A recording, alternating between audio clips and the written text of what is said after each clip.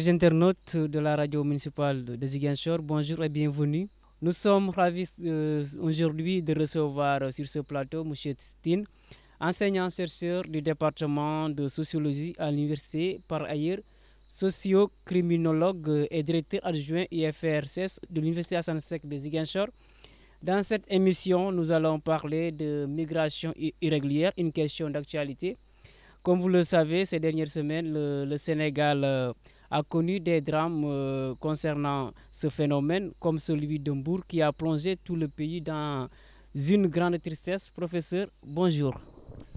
Bonjour, Monsieur Ndeki. Je salue tous les internautes qui nous suivent via les plateformes digitales et vous remercier également de vous être déplacé, de venir ici à l'université Hassan Sek de Ziguinchor, sur le site de l'élevage, devant l'entrée de l'UFR des lettres, sciences, lettres, arts et sciences humaines, pour montrer justement le rôle que vous devez jouer pour aller vers l'information, pour partager cette information-là, vulgariser la recherche qui se fait ici dans ce temple du savoir, qui a aussi un rôle, n'est-ce pas, donc de démocratiser la connaissance, aller vers les populations pour véritablement explorer un certain nombre de faits sociaux. Voilà, donc c'est tout un plaisir pour moi aujourd'hui de servir d'outil, servir de canevas pour faire ce lien entre le monde extérieur, le monde professionnel, entre la population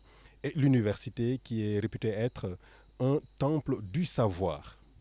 Professeur, en tant que sociologue, quelles sont selon vous les causes de la migration irrégulière? Oui, c'est une question pertinente, Monsieur Ndeki. C'est une question qui est vieille aussi, d'une vingtaine, voire trentaine d'années. Il est vrai que la migration de façon générale et la migration irrégulière défraient la chronique. Depuis pratiquement une quinzaine d'années, on a vu cette première vague. On était encore sous le régime libéral d'Abdoulaye Wade à la fin des années 2000. Donc des départs massifs vers la migration. Et depuis lors, l'actualité, elle est pratiquement faite de ces faits sociaux, de ces phénomènes sociaux qui, donc, comme je le disais tout à l'heure, défraient la chronique. Alors, les causes, elles sont nombreuses. Elles sont multidimensionnelles, elles sont variées. Les recherches, parce que justement c'est cela aussi le rôle d'une université, de faire des recherches. Et les recherches ici ont montré un certain nombre de choses qui commencent à être vulgarisées dans la population. Aujourd'hui, vous entendez quelqu'un parler de migration, il vous dira « Ah tiens, il ne s'agit pas seulement d'une cause liée à la pauvreté. » Ça, c'est le fruit de la recherche. Parce que des chercheurs sont allés sur le terrain, ont rencontré des candidats à la migration ou des migrants de retour. Ils ont rencontré les populations, donc des familles de migrants, etc. Et ils ont compris donc véritablement le fond du problème. Et c'est pour cela que cette recherche doit être soutenue, elle doit être financée, elle doit être accompagnée. Les politiques publiques, les gouvernements, l'État de façon générale doit pouvoir accompagner tous ces laboratoires, tous ces chercheurs qui sont là, qui sont compétents, qui sont des experts en la matière et qui n'attendent qu'un soutien, qu'un coup de pouce de ces autorités pour pouvoir aller encore plus loin dans les recherches. Et ces recherches montrent effectivement que la pauvreté n'est pas l'unique cause, comme on l'a toujours dit. C'est parce que quelqu'un n'a pas trouvé de travail, ou bien parce qu'il n'a pas les moyens de vivre décemment. Et donc, oui, cette question, oui, elle fait partie. C'est important. Il y en a qui partent à cause de la pauvreté, mais il n'y a pas que. Il n'y a pas que. Il y a cette pression sociale. C'est pourquoi cette question est éminemment sociologique, voire même socio-criminologique. Il y a cette pression sociale. C'est comme dans la drogue. Il y a la pression des pairs. Les recherches montrent que beaucoup de personnes entrent dans la drogue, commencent à fumer un premier joint à cause de la pression des pairs. Parce qu'il y a un jeune homme, parce qu'il y a un camarade, parce qu'il y a un ami, parce qu'il y a une connaissance qui a fumé et qui, à un moment donné, donc l'incite lui aussi à fumer. Si c'est un groupe, un gang de jeunes, un clan, c'est un motif d'adhésion. C'est-à-dire, tant que vous ne fumez pas, comme les autres, vous ne faites pas entièrement partie de ce groupe. Donc voilà, cette pression des pairs, elle est importante. Idem pour la migration. C'est-à-dire, on l'élargit un peu pour parler de la pression sociale. parce que telle personne est partie, elle a pu construire, elle a pu envoyer ses parents à la Mecque, elle a pu réaliser donc les rêves de ses parents. Effectivement, même si on ne vous le dit pas, vous êtes dans la maison, vous ne comptez, même si on ne vous le dit pas, il y a une pression qui est là, qui est diffuse et qui vous poussera à trouver des voies et moyens pour que vous aussi, vous alliez, que vous fassiez des économies et qu'en retour, on puisse donc pouvoir profiter de vous. Parce que la société, la famille en particulier, a investi pendant longtemps sur vous. Depuis que vous êtes né, il y a eu des fournitures, il y a eu des dépenses, il y a eu la nourriture, il y a eu un investissement colossal. De même que l'État aussi, on avait estimé tout ce que coûte à l'État, donc un étudiant, un élève, etc. Et c'était à coût de millions. Donc vous voyez tout cet investissement-là qui finalement ne produit pas. C'est un peu comme du gâchis. Donc c'est pourquoi ces jeunes-là subissent cette pression sociale qui vous pousse à réussir dans la société, qui vous pousse à ce fameux teke, qui vous pousse, n'est-ce pas, à montrer des signes extérieurs de réussite, c'est-à-dire avoir une maison, construire une maison, avoir une voiture, envoyer les parents à la Mecque, changer la garde-robe, etc. Donc c'est cette société quelque part qui nous pousse à ça. Et c'est pourquoi les responsabilités sont partagées. Partagées, oui, la famille a son rôle à jouer. Parfois c'est la famille qui pousse de façon diffuse, de façon implicite, qui pousse les jeunes à aller vers la migration. Parfois, c'est de façon claire, explicite. La famille investit, la famille teginat pour vous donner. Vous donnez 1 million, 2 millions, 5 millions pour que vous alliez. On investit sur vous pour qu'en retour, il y ait un retour sur investissement. Donc la société, elle est là. La famille a son rôle à jouer, le jeune homme aussi a son rôle à jouer, qui subit cette pression et qui ne sait pas quoi faire, qui ne sait pas à quel sein se vouer, et qui aussi donc va jouer le jeu de cette société-là, qui lui a tracé un chemin. Le chemin, c'est quoi? La réussite, c'est-à-dire il y a un objectif qui est là, réussir. Et la société en même temps qui vous trace des voies et moyens pour arriver à cette réussite. Puisque la société méritocratique n'a pas permis que vous réalisiez, parce que l'école n'a pas produit ses fruits, vous n'avez pas réussi, vous n'êtes pas un brillant étudiant, vous êtes diplômé, mais voilà, le marché du travail et de l'emploi est plus ou moins saturé, il y a des secteurs sous tension. Donc effectivement, vous aussi, vous avez votre part de responsabilité, de la même manière que l'État aussi a sa part de responsabilité. L'État qui n'a pas suffisamment mis les politiques publiques qui étaient adéquates pour pouvoir, n'est-ce pas, préparer ces jeunes-là à travailler ici et ne pas à penser sortir de ce pays-là pour pouvoir, n'est-ce pas, donc avoir les moyens de vivre. Donc voilà. Alors que, justement, c'est une question qui en appelle une autre. Alors que ce développement-là, ce n'est pas un Malien qui le fera. Ce développement, ce n'est pas un Français ni un Américain qui le fera. Oui, ils sont bien beaux, ils sont bien gentils, mais le développement, ça commence par les Sénégalais. Il faut que ces Sénégalais se l'approprient. Charles de Gaulle, on se rappelle, qui disait que les États n'ont pas d'amis, mais ils n'ont que des intérêts. Donc les Américains, les Français, les Polonais, etc., ils n'ont pas des amis en tant que tels. Oui, c'est la courtoisie, etc., les relations, la diplomatie à l'échelle internationale, ok. Mais au moins de parler d'intérêt, chacun va tirer la couverture de son côté. Donc c'est pour cela que c'est la responsabilité des Africains, des Sénégalais en particulier, donc à qui incombe ce développement-là. C'est pourquoi des gens sont partis, on est à l'université, beaucoup d'enseignants, chercheurs ont été formés à l'extérieur.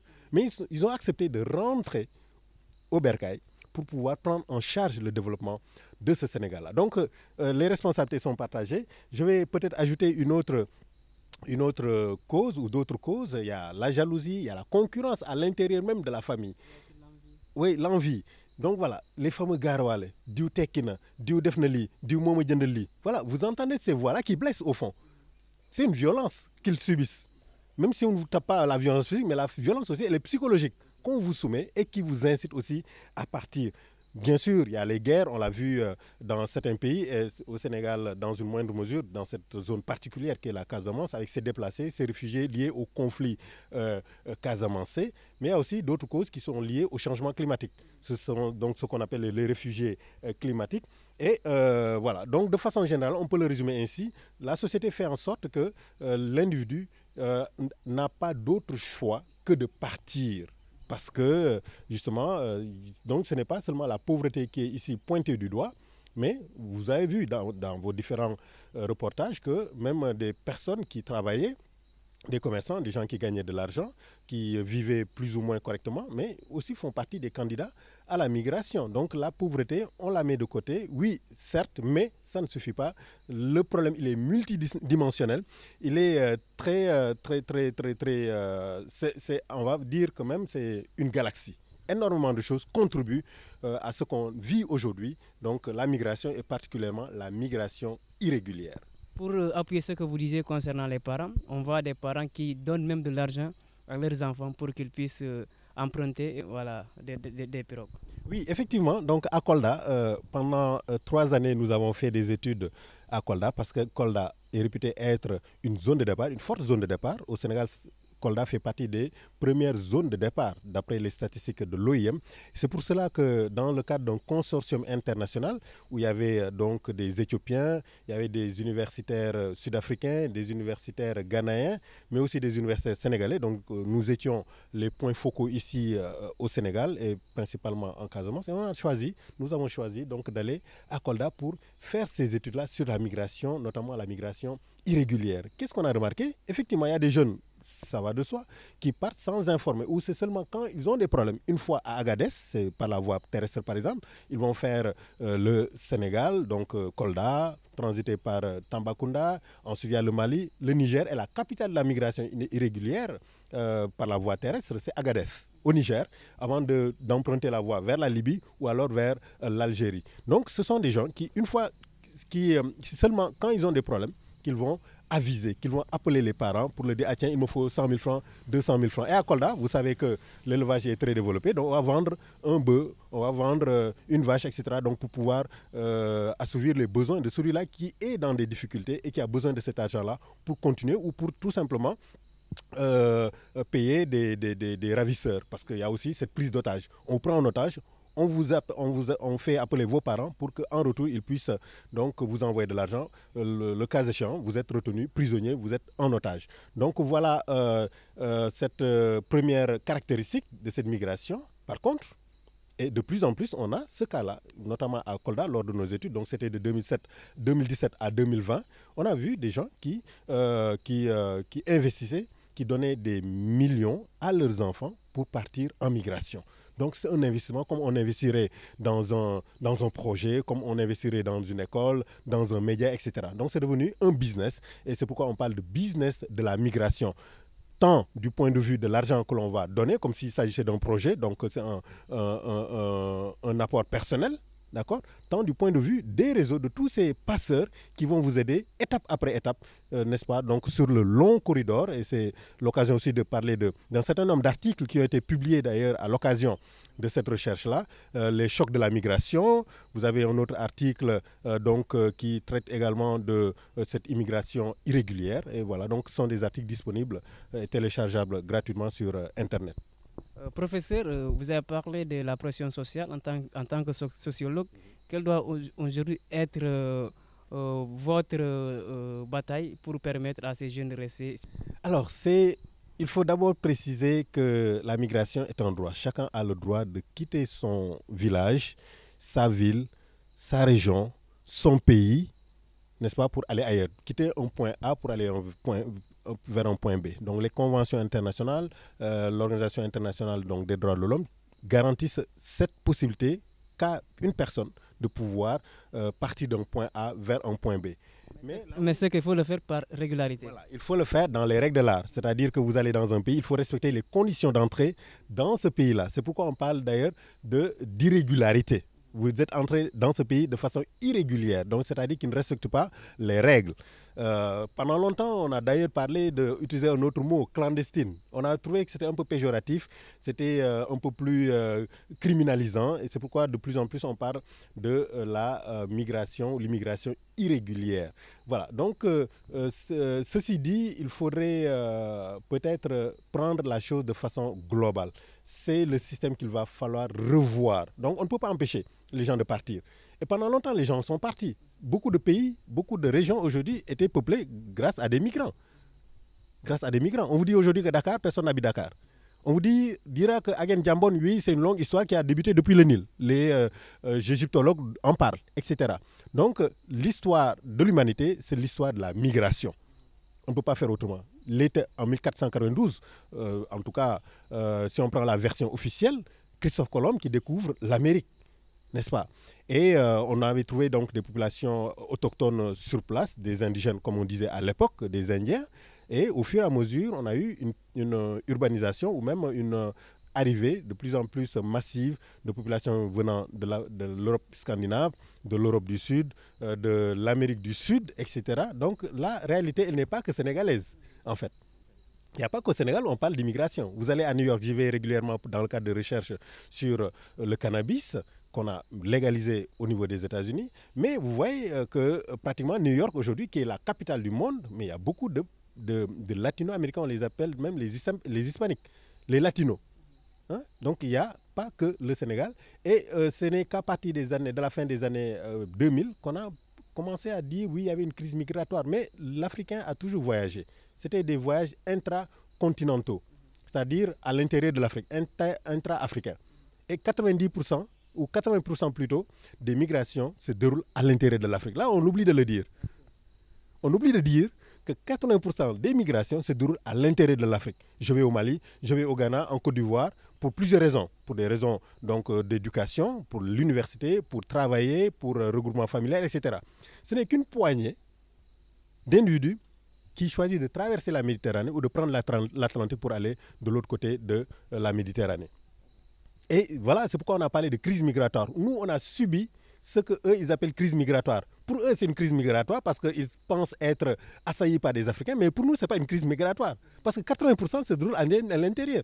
Ici au Sénégal, vous avez des Guinéens, vous avez des Maliens, vous avez des Ivoiriens, etc. Donc 80% des migrations se déroulent à l'intérieur des frontières africaines. D'accord? Donc, ceci dit, peut-être voir le problème de façon systémique, comme je vous le disais tout à l'heure. Chacun a sa part de responsabilité et chacun, depuis sa posture, depuis sa position, doit pouvoir donner des solutions. À l'intérieur de famille, qu'est-ce qui doit être fait pour lutter contre? À l'école, qu'est-ce qui doit être fait pour lutter contre? De la part de l'État, qu'est-ce qui doit être fait pour lutter contre? De la part des associations, des ONG, qu'est-ce qui doit être fait pour lutter contre? Et même l'individu en tant que tel, stricto sensu, qu'est-ce qu'il doit faire pour ne pas être tenté par cette aventure risquée quand même de la migration irrégulière. Parce qu'il faut aussi noter, j'ai oublié de le signaler tout à l'heure, l'une des causes aussi de cette migration, c'est la difficulté d'obtenir un visa. Si les visas étaient obtenus de façon régulière, normale, assez courante, mais les gens ne tenteraient pas leur vie, j'appelle ça même un suicide, parce qu'ils sont informés de ce qui les attend sur la route. Ils savent ce qui les attend sur la route, qu'ils peuvent mourir sur la route ou dans la mer, mais ils y vont quand même. C'est une forme de suicide, comme le disait Émile Durkheim. Mais ils préféreront la mort de là-bas que la mort d'ici. Parce qu'ici, ils sont morts. Ici, ils sont transparents.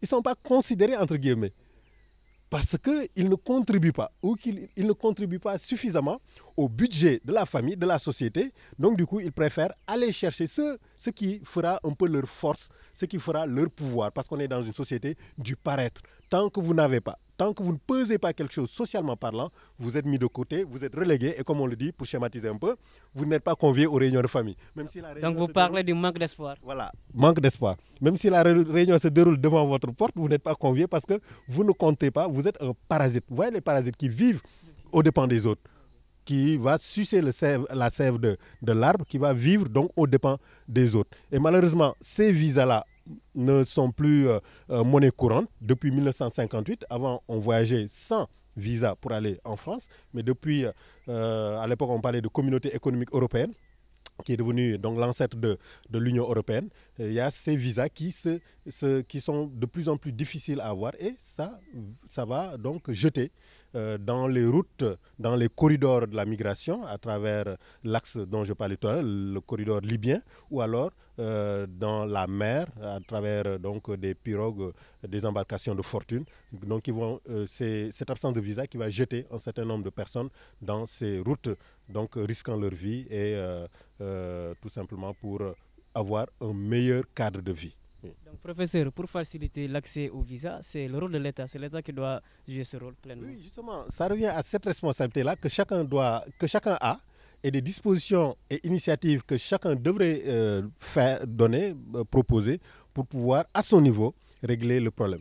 Pour l'État du Sénégal, il s'agira certainement d'aller vers des discussions appropriées, des discussions qui puissent, n'est-ce pas, donc faciliter l'accès au visa aux uns et aux autres. On ne pourra pas donner le visa à tout le monde, bien sûr, mais au moins à certaines personnes, on pourra, par exemple, parler de quotas, etc., pour faciliter l'accès au visa à certaines personnes. L'État peut, dans le cadre donc d'une convention, d'un partenariat avec certains partenaires extérieurs, donc trouver des voies et moyens de faciliter l'acquisition d'un visa, sachant que, effectivement, ces consulats-là, pratiquement, des études l'ont montré, se sucrent sur le dos de ces candidats à la migration, parce que ce sont de fortes sommes, jusqu'à 60 000 ou 100 000 francs quand on y va sous forme de VIP pour avoir une facilité donc d'accès à certains services.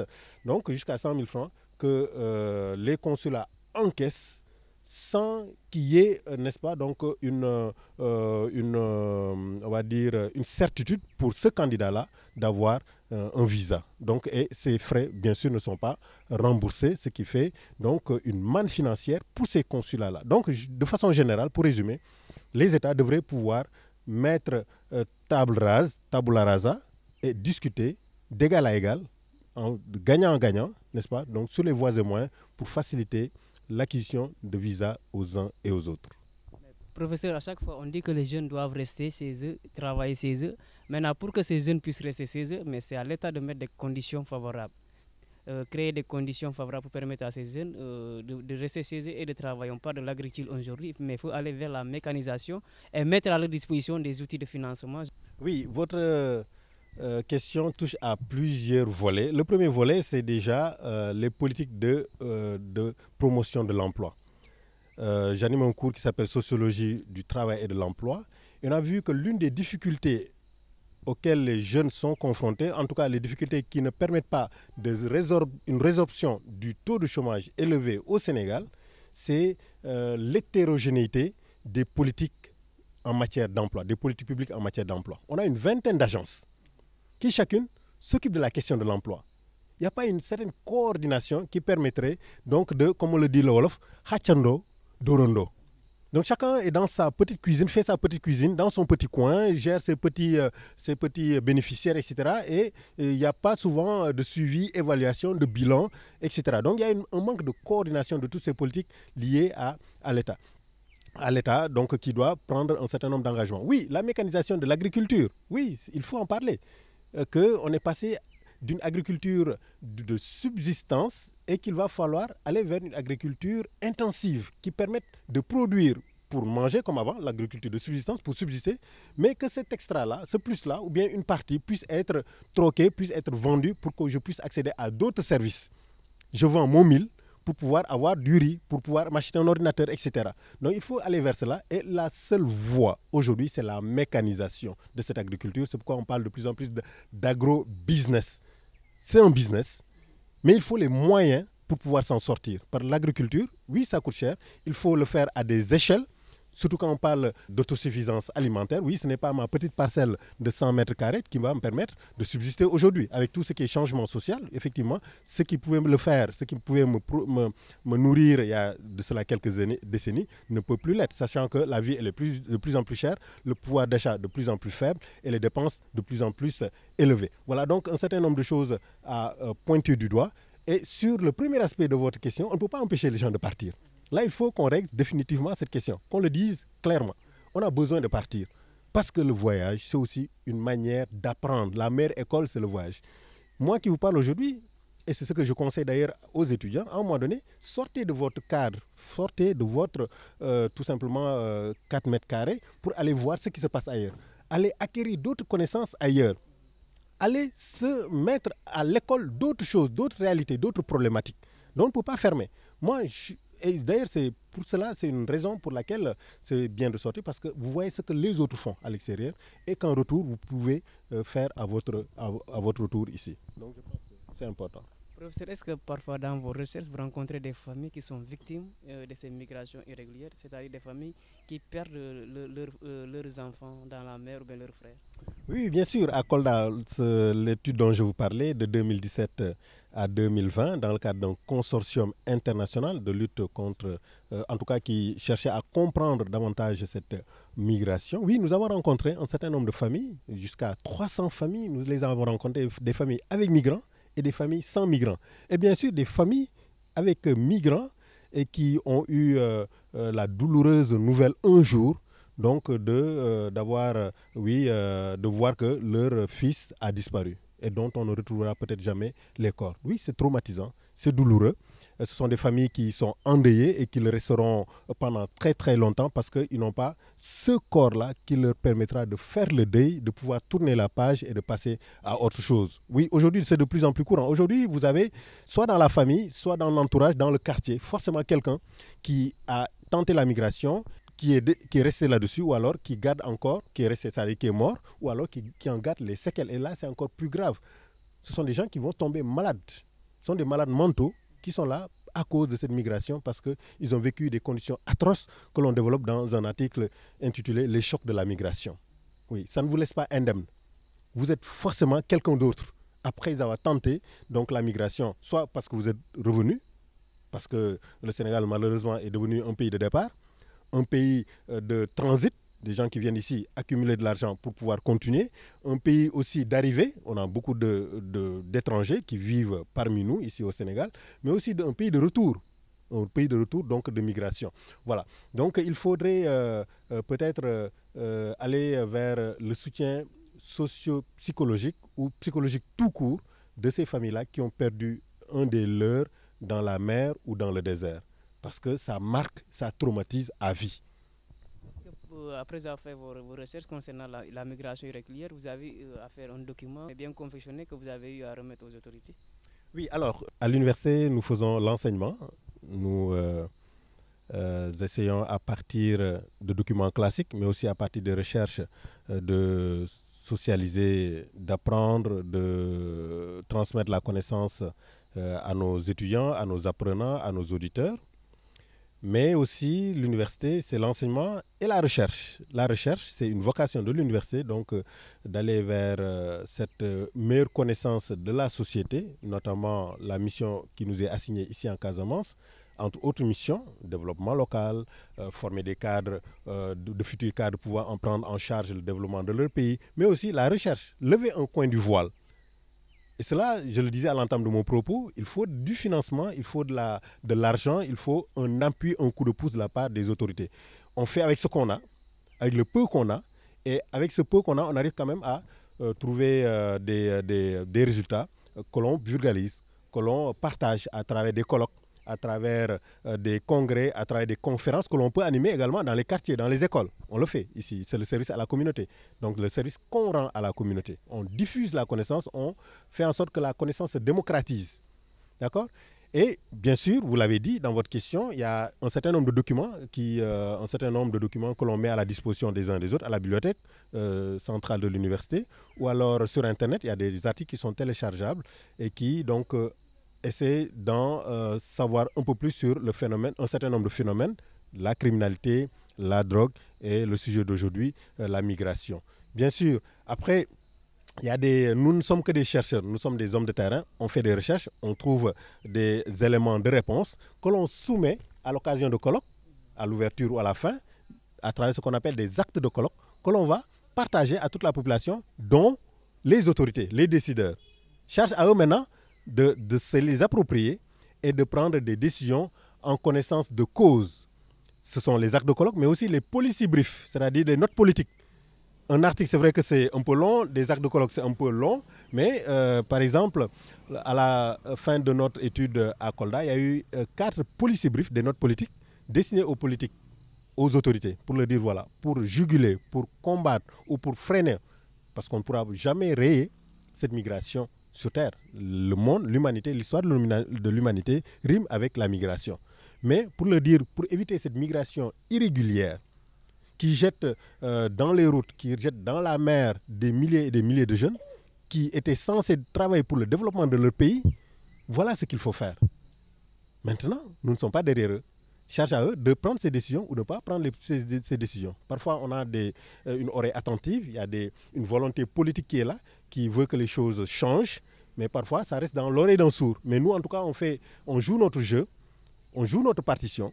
Charge maintenant aux autres de pouvoir continuer le travail en appliquant véritablement ce qui a été suggéré à travers ces recherches, à travers ces études de terrain. Professeur, on a parlé des causes de migration clandestine, mais l'autre phénomène aussi qui pousse aujourd'hui ces jeunes à vouloir aller partir en Europe, c'est les réseaux sociaux. Parce que des fois, leurs camarades qui sont en Europe font des posts sur les réseaux sociaux, que ce soit Facebook ou WhatsApp, et ça donne envie aussi à ces jeunes de les rejoindre. Il y a aussi le phénomène réseaux sociaux. Oui, justement, c'est ce que j'ai conceptualisé par la pression des pairs. Et j'ai emprunté cette image-là, cette analogie à la drogue, la pression des pairs. Le fait qu'on veut faire comme les autres, ou bien les autres nous incitent à faire comme eux. L'autre va m'inciter à fumer un joint comme lui. De la même manière, les réseaux sociaux également jouent, vous voyez, tout le monde le sait aujourd'hui, c'est de l'acquis, que les réseaux sociaux, dans les réseaux sociaux, il y a l'ange et le démon. Il y a tous ces effets positifs des réseaux sociaux, de l'Internet de façon générale. D'ailleurs, votre émission sera diffusée sur Internet. Ce sont les avantages. Nous sommes ici à l'université où les cours peuvent se faire également en visioconférence, via Internet. Il y a les effets positifs, mais malheureusement, il y a les effets négatifs. Il y a la cybercriminalité, il y a la pédophilie. Vous avez aussi le fait que, voilà, il y a un appel d'air que véhiculent ces vidéos ou ces images de ces personnes qui ont réussi à traverser, qui sont entrées, donc en Espagne, en Italie, en France, et aujourd'hui de plus en plus à travers Nicaragua, aux États-Unis, et qui, en retour, vont montrer ces signes extérieurs de réussite en s'habillant bien, en flambant. Il y a d'ailleurs un sociologue de Saint-Louis, UGB, Université Gaston Berger, qui a écrit un excellent article là-dessus. Flamber moins et investir utile. Flamber moins, c'est-à-dire faire moins de bling-bling. Le fait d'acheter des habits ou de se parer d'habits très chers, d'avoir des photos, oui, justement, ils le font à dessein. C'est-à-dire ils vont aller au niveau de la Tour Eiffel à Paris pour prendre une photo. Ils vont aller à Times Square à New York, prendre une photo et envoyer sur les réseaux sociaux, etc. Donc c'est un appel d'air, c'est la pression des pairs. Là aussi, c'est un effet négatif. Il y a certains qui succomberont à cela. Ils vont se dire, moi aussi, mantamit, moi aussi, je vais le faire. Par contre, d'autres qui vont se dire, OK, il y a d'autres moyens qui sont convaincus que le développement, c'est ici, et le développement, c'est par nous-mêmes, à partir d'ici, et non aller travailler pour les autres. Parce que quelque part, et d'ailleurs, les études, vous voyez, les études continuent, les études sont en train de creuser pour dire que la migration, quelque part, ce n'est rien d'autre que le commerce de l'esclave, la traite négrière, où on prenait les meilleurs, où on prenait les plus costauds, les plus solides, pour les amener là-bas dans les plantations en Amérique. Aujourd'hui, c'est presque pareil. Quand Sarkozy, à l'époque, nous disait immigration choisie, mais c'est presque cela. Venir choisir, prendre les plus intelligents, prendre ceux-là qui ont une certaine expertise, prendre des étudiants, prendre des enseignants-chercheurs pour les amener là-bas. C'est pratiquement pareil. C'est oui, brain drain, comme on le disait à l'époque. Oui. Donc, c'est de la traite négrière, c'est le commerce, comme à l'époque, lorsqu'on transportait les meilleurs d'ici, les plus vigoureux, pour les amener de l'autre côté. Donc, voilà, il faudrait aussi aller vers cela, aller vers une conscientisation, une sensibilisation pour dire à ces gens-là que oui, vous êtes en train de faire un appel d'air, vous êtes en train d'inciter beaucoup de jeunes à vouloir vous rejoindre. Alors que ces jeunes, à la base, peut-être que ce n'était pas le projet. Le projet, c'était de tekki ici, réussir ici. Voilà, donc c'est les travers des réseaux sociaux. Mais après, voilà, chacun aussi est libre de poster ce qu'il veut, de montrer sa richesse, et surtout dans une société où l'apparence a de l'importance, comme la société sénégalaise, le poids des apparences. Une autre manière de lutter contre la migration clandestine, c'est la surveillance de nos zones maritimes, surtout les localités qui possèdent des franges maritimes. Alors là, je ne suis pas du tout d'accord avec vous. Et là, vous êtes en train de jouer le jeu de ces puissances occidentales qui, dans un premier temps, ont lutté contre la migration irrégulière au niveau de leurs côtes, au niveau de leurs frontières en Europe, au niveau de la Méditerranée. Mais aujourd'hui, ont créé ce qu'on appelle Frontex, qu'ils ont délocalisé. Et la migration, ils vont lutter contre la migration depuis les points de départ. Avant, c'était au niveau des points des pays d'accueil. Mais aujourd'hui, ça a été délocalisé. Et aujourd'hui, donc, vous avez ce Frontex-là qui va financer, qui va doter en moyens utiles technologiques notre douane, notre police, notre marine, notre gendarmerie pour traquer ces candidats-là à la base. À la base. Et vous avez justement ces fruits que vous entendez souvent dans la presse. Oui, un réseau démantelé. Des candidats à la migration, on l'a vu récemment dans une localité, c'était à Hambourg, des candidats qui ont été donc voilà, surpris par les gendarmes parce que voilà, le convoyeur les a rassemblés dans une maison en attendant donc de les amener vers l'Europe. Voilà, donc tout cela, c'est de l'argent qui a été injecté pour pouvoir lutter contre cette migration qu'on ne pourra pas arrêter.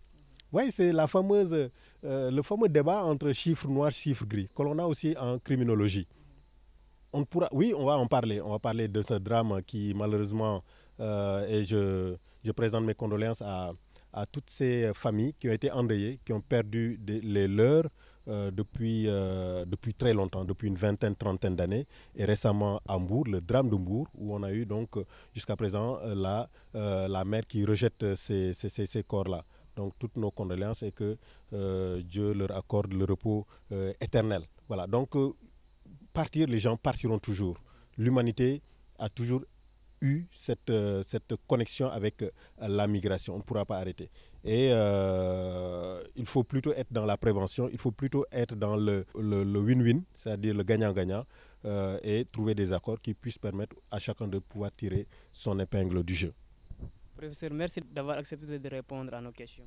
Oui, c'est moi qui vous remercie. Donc, c'est une bonne chose que de venir à l'université, aller à la rencontre de ces personnels administratifs, de ces enseignants, chercheurs, de ces étudiants, pour également qu'on puisse parler de ce qu'on fait, pour qu'on puisse partager nos connaissances, le fruit de nos recherches, et vous le faites à merveille. Je vous encourage vraiment donc à cela, parce que voilà, il y a de la musique, bien sûr, sur vos antennes, dans les radios, il y a le sport, etc. Mais la culture fait partie. L'enseignement supérieur, également, la recherche font partie du jeu. Et à chaque fois que vous le faites, en tout cas, chapeau bas. Et j'espère que vous allez continuer ainsi. Donc, je vous remercie pour vous être déplacé ici à l'université et nous permettre aussi de nous exprimer, et de sortir de nous-mêmes, de sortir de nos murs, de sortir de nos salles de classe, de sortir de nos amphithéâtres pour également véhiculer un certain nombre de messages, d'informations dans la population.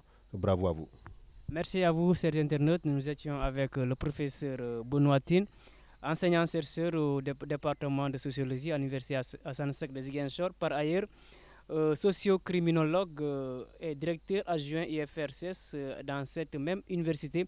Nous étions avec le caméraman Paul Manga qui nous a aidé à réaliser cette émission ici à l'université Assane Seck de Ziguinchor.